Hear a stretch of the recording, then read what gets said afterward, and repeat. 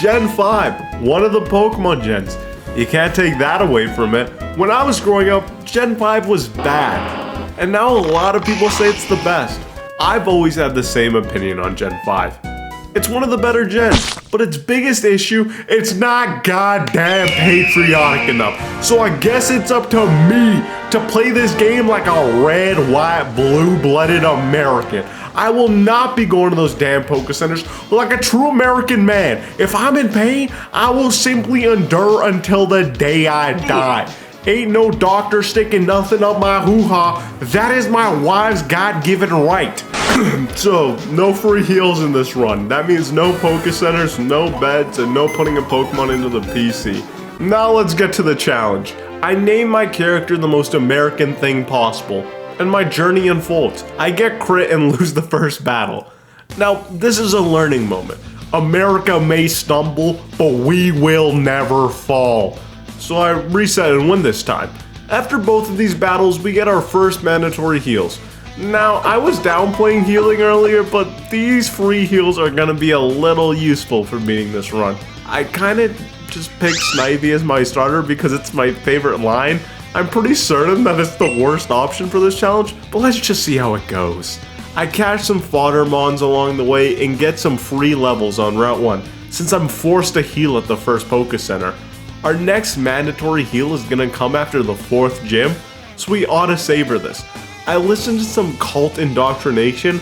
I'd be concerned, but who doesn't do that at least once a week? Ends basically the first real battle. I used Lyra before saying goodnight to Private Ryan. I finished the Purloin off with a couple of Vine Whips, and we win our first real battle. Now, from here on out, I've got to be kind of selective of what trainers I battle. We get through our 4th rival battle by sacrificing another brave soldier. Next up is getting our stupid monkey.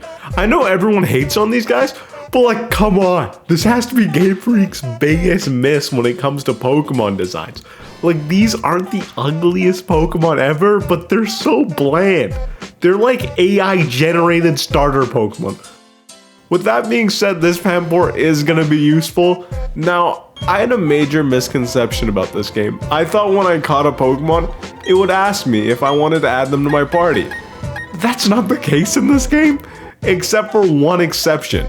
And that changes basically everything about how I planned out this run.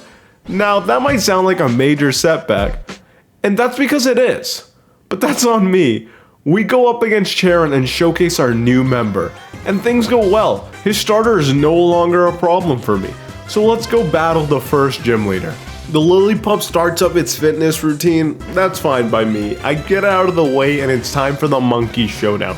Now, as you can imagine, the gym that the game basically gave me a Pokemon to beat was pretty easy, and we walk out of here with our first batch. You also get a TM. Now, they are unlimited in this game, but because of that, TMs no longer restore your PP. So if you swap out Fire Blast when it has full PP for a Flamethrower TM, that means you only have 5 PP on Flamethrower. So unlimited TMs aren't broken. Yet.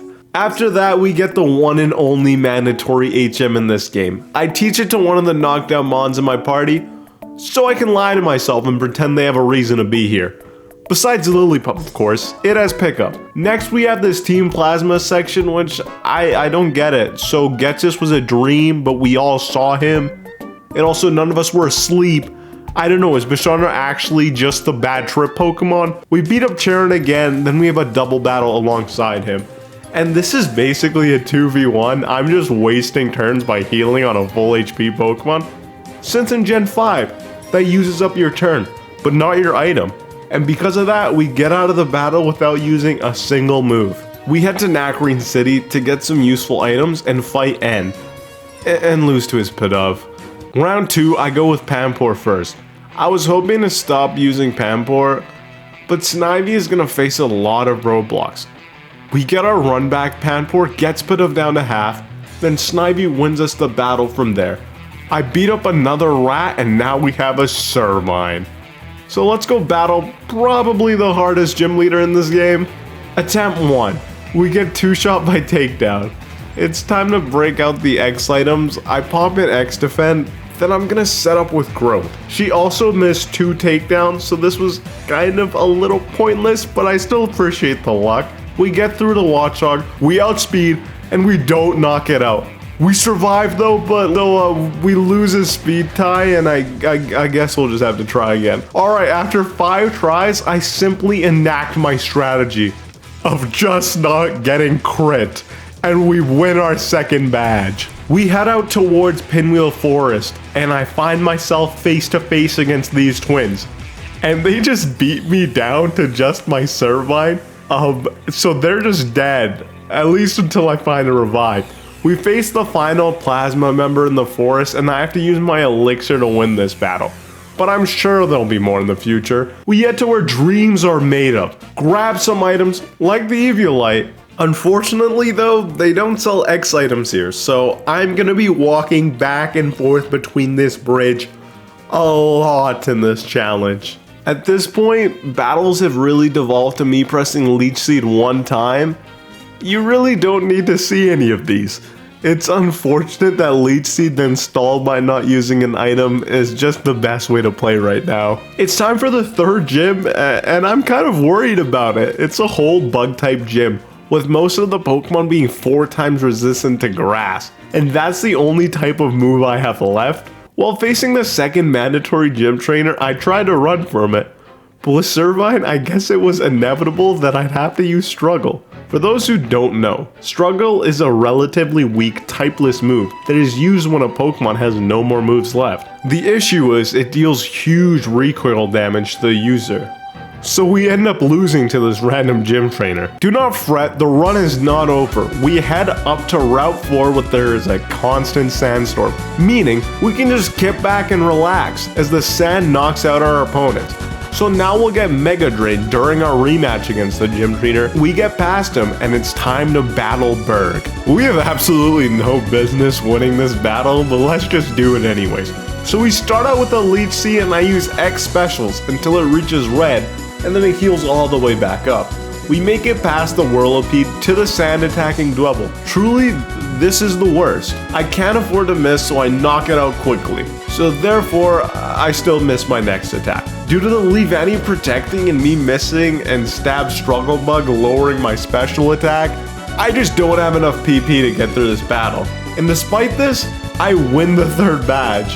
Wow, that's great and all, but like, what do I do next? So, I backtrack to Challenge Rock and grab an elixir nearby, which now gives me the toughest choice ever. Also, if I had a fighting type, Challenge Rock could give me infinite money, but this run has taught me my actions have consequences. I beat up a wild Audino, also, which could be a viable strategy for saving this run, but I need to use 2 of my precious fresh waters to do so, and I can't afford to do that. So I opt for Leech Seed as my only move and head towards the gate to Route 4 to battle Bianca in the least entertaining battle ever. Hope you're enjoying the video, by the way. Don't mind me speeding up past this entire fight. Now let's do it all over again, hopefully. These battles take forever and there's nothing to say about them. I use Leech Seed. I even have to stall out 10 Roosts. You might think Pignite would be a huge issue, but I just win with an X defend. So alongside my Eviolite, a base 50 fire move doesn't do much. We win the battle and now we have an actual move again. Upon entering Nimbasa, I'm up against 2 Team Plasma Grunts suddenly. I get a bike, I get to do some fun dress up and listening to my depressing Pokemon music while Elisa girl bosses. We also sell this ball mushroom I found, and it's worth 25k. This is why I love capitalism. Then we go to our cute Ferris wheel date with Anne. I really hope we win this fight first try because I'm not trying to see this cutscene every time. I can't believe what I just witnessed. That was the first time Embargo has ever been useful. So Slam is indeed the move of all time, and it cost me my first attempt against Anne. My strategy for round 2, hit my moves. Also Leech Seed, so I X attack between his embargoes while the Leech Seed weakens his Sandow. Now I just need to land my slams. First one down, the Sigilyph, it survives and puts up a Tailwind.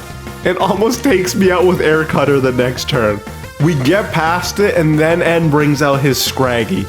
Now his strategy is gonna outspeed me, and I also can't use items because of the embargo's effects. Very fortunate though, I have picked up 2 revives.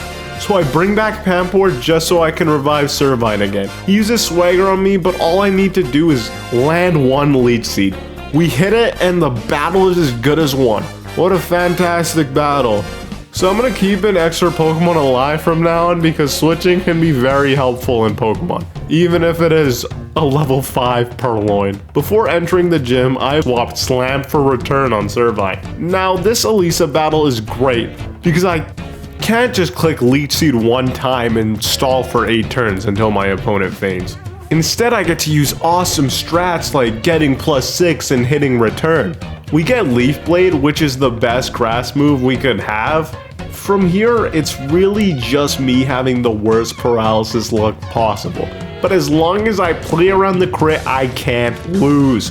We get our 4th badge and the sun is starting to shine on this beautiful American run. After this, I take my time and battle some trainers to the east of Nimbasa City. That's because we get to heal after we beat Sharon. This battle is really easy despite his team looking like it would put up a fight against 1 grass type. The heal is the only thing to note. We meet Mr. President and have another double battle. And by that I mean I will not be helping Sharon. Despite the fact that these dogs are using Work Up and Helping Hand boosted takedowns, even with that we win and head to Driftvale. There's some good items here like Moo Moo Milks and also an NPC that might just win us the challenge. But we might as well hold off on that since I'm doing pretty well on PowerPoints. We head to the cold storage and beat up some Team Plasma Grunts, and I mean just Team Plasma Grunts because all of the workers are optional, but really annoying to get past. I don't deserve it. Before we head for the gym, I talk to this move tutor and replace Leaf Tornado for Grass Pledge. Like learning a new level up move, our PP is reset, meaning if I swap out for a TM like Rest and use the tutor again, I have unlimited Grass Pledges. I can also swap out Grass Pledge for a move like Return to restore 10 PP on return. So Grass Pledge and Return isn't an unbeatable combo, but it does help me evolve into a superior. I'm gonna be honest, we've basically won at this point. I could just use Grass Pledge to grind up all the way to level 100. Now, am I gonna do that right now? Absolutely not. So please enjoy the rest of this video as I try to make some great fake tension. Alright, time to beat up the ground type gym leader now that I have unlimited grass moves. I immediately knock out Krokorok with a Leaf Blade. Since I really don't want to deal with Sand Attack, we get past his Extradil with a couple of pledges, and Palpitoad, well, you know how that go. Bringing us to rival battle 70 of the run, which we get Fly for winning. Now, I'm gonna do something which I hope you guys are okay with. I'm gonna release one of my Patrat for a Pokemon with Fly. Now, Fly is not a mandatory HM. It just saves me a lot of time. I don't need this put up to win. I also could have made it to this point in the game even if I didn't catch one of those Foddermons at the beginning.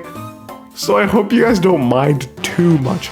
Alright, cool. We head for Chargestone Cave, where we get the lucky egg for Superior. We head through the cave and man, you fight a lot of Team Plasma Grunts in these games. But eventually we get what I actually thought would be the final battle of the run. Another rival battle, naturally. Not because this battle is super difficult, but look, it's already over. Now we enter this house in Mistralton, which houses the move deleter and the move relearner. We do have some hard skills, but the move deleter is much more helpful, since we can delete any HM or TM move and just reteach them infinitely. So now that we have infinite move uses, let's go ring that bell. Make sure you guys ring the bell yourselves, ha ha ha. Do you guys like actually turn on notifications? Because I've been using this site since they introduced notifications, and not once have I ever turned them on for a channel. So here we are at Gym 6. We are just the slightest bit over leveled, so we set up a couple X items, knock out the Smooth Bat, Unfezant comes out, it uses Air Slash, and man, that does nothing because Unfezant's bad. So we take it out, and now we have her ace, Swanna, and it goes down to 1 return. We head for Twist Mountain, beat up Charon. Wow, it's winter all of a sudden. 'Tis the season, I guess. We get out of the cave. Wow, it's autumn. 'Tis the season, I guess. Time to fight another gym we're weak to. Shout out grass types in this gen. Here is gym leader Bryson. We have won without getting hit. Yeah, Superior isn't at full HP, my eagle-eyed viewers, but that's just because I knew I wouldn't need to be before heading into this battle. So we head up to the top of Dragon Spiral Tower and summons the Eternal Dragon. He gets 3 wishes and uses them to get rid of Great Britain, the UK, and England. And I'm gonna be honest, that seems like kind of insane hating, but like, what am I supposed to do about it? I'm just the guy who wrote the script. Okay, we're in the Relic Castle now to recover the Secret Stone or whatever. Can I just say I hate the fossil choice in this game? I have misclicked so many times on the screen and picked the cover fossil by accident. This is the only change I need in these games remakes. Just have an "Are you sure" screen. Why didn't they have that in this game? Oh, the actual battles here? It doesn't matter, we handle all those. Okay, so now I get the Secret Stone for realsy, and this is an awesome, unique, one-of-a-kind cutscene plays, and now I'm the stage of doing challenges that stop being interesting after the 4th gym. Alright, so we head for Opalucid City and beat Bianca one last time along the way. I try to enter the gym prepared, because I'm gonna be honest with you, I don't know how to leave this gym without making it to the teleporter at the end. So let's get into the actual gym battle. So we beat the Fracture, but unfortunately, Private Ryan, 07's in the chat, ladies and gentlemen. We bring back Superior and finish the fight. Last up is Haxorus. I was really worried about like Dragon Dance or Dragon Tail, but luckily he just goes for Slash and we win the final batch. Wasn't that epic? With that, it's time to head for the Elite Four. We also have to beat Charon again. Not much to talk about. His team doesn't really change. Giving him a 5th or even a 6th Pokemon in this battle would not have been a problem. It would have been much appreciated. So we get another heal, which is nice. I was debating before this if I was really gonna heal up 2 level 5 Pokemon before I entered the Elite Four. So thank you for solving that dilemma. Here we are at the entrance to Victory Road, where the strongest trainers across all of Unova gather. Here we are at the exit to Victory Road. Now before we enter the Elite Four, I'm gonna grab some rare candies and get my movesets all in order, so we're prepared for the last stretch. We enter the Pokemon League and I won't be saving, since if I get stuck and I save, the run's over. We start by challenging Marshall. My plan is to Leech Seed first turn, then set up coils, while getting some HP back from the Leech Seed. I get to +3 and it's time to sweep his team. This game also starts the trend of the Elite Four only having 4 Pokemon, which makes all the sense in the world, but I still don't like it. Okay, we beat Marshall. It was easy. I picked him first because it was going to be the most straightforward battle. Number 2 is Caitlyn. We start out basically the same, but I pop a X special defense.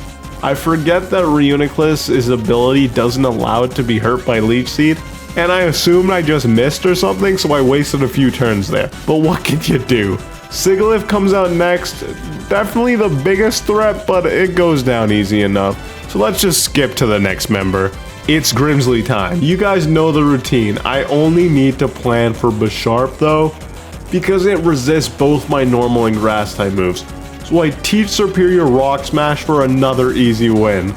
And that brings us to the last member, Chantal. Her ace is Chandelure, so I swap out my second attacking move once again. But for Aerial Ace this time. It does about half to Chandelure, but she goes for payback. And also loses her Flame Body because she made contact with me. Which is awesome for me, but literally that might have been the worst option in that situation. So yeah, we did it, guys. We won. We did it. We beat the league.